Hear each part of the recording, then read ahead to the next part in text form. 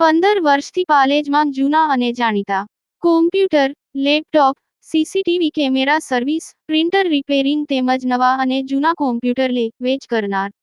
Admission form તેમજ તમામ સરકારી ફોર્મ ઓનલાઈન ભરી આપવામાં આવશે.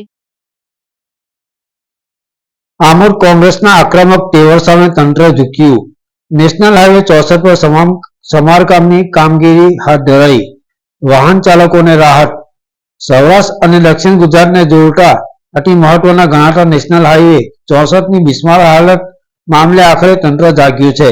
આમોદ ચોકડી પાસેથી પસાર થતા માર્ગ પર પડેલા મોટા ખાડા અને ઉડતી ધૂળની ડમરીઓને કારણે વાહન ચાલકો અને સ્થાનિક રહીશો લાંબા સમયથી હાલાકી ભોગવી રહ્યા હતા.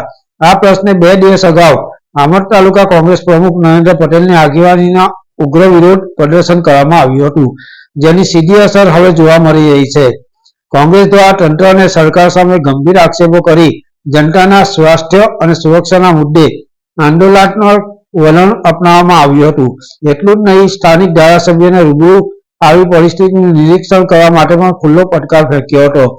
વિરોધ પક્ષના આ આક્રમક તેવર અને જાહેર જનતાના વધતા દબાણને વશ થઈને માર્ગ અને મકાન વિભાગ દ્વારા આજે તાત્કાલિક ધોરણે હાઈવે પર સમારકામની હાથગીરી ધરવામાં આવી હતી.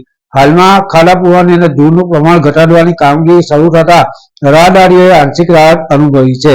આ સફળતા અંગે કોંગ્રેસે જણાવ્યું હતું કે જો જનપ્રતિનિધિઓ અને વહીવટી તંત્રએ સમયસર લોકોની પીડા સમજી હોત તો જનતાને આટલા દિવસો સુધી પરેશાન થવું પડ્યું ન હોત.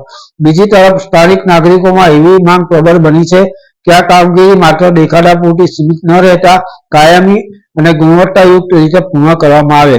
લોકો આશા રાખી રહ્યા છે કે નેશનલ હાઈવે 64 નું મજબૂત સમારકામ હાથ ધરાય, જેથી ભવિષ્યમાં ફરીથી અકસ્માત કે સ્વાસ્થ્ય સંબંધી જોખમો ઊભા ન થાય.